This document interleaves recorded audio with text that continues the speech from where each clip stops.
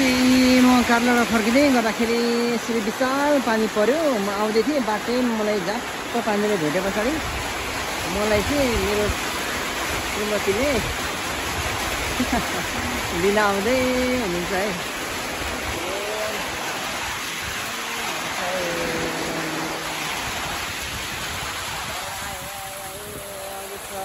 मलाई पानीले गाह्रो बनाइन्छ। आउने चाहिँ छाता बिना थिएँ होइन, पानी फेरि परिरहेको छ। अनि मलाई उद्धारको लागि आउँदैछ। आइपुग्नु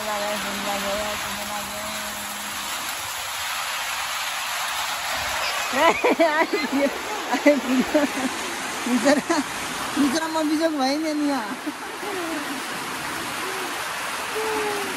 उतालाई रुखको फेरि बस्नु भनेर दुई बाटै आएको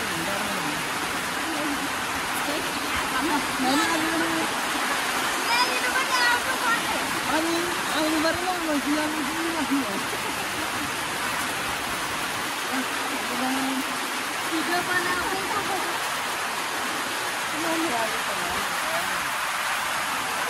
मलाई खाएको ल्याइदियो त्यसले अब पछि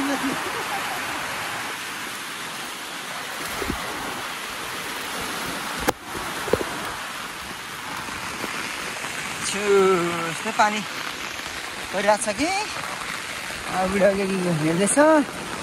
म त्यो पछि हिँडेँ उता बारीतिर यस्तो भल बगिसक्यो नि। बाटैमा मलाई निकै अभर पाऱ्यो नि त। यस तपाईँले केयर गर्यो।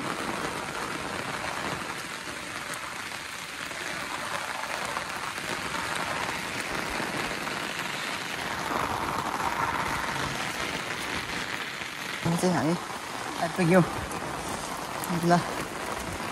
अच्छा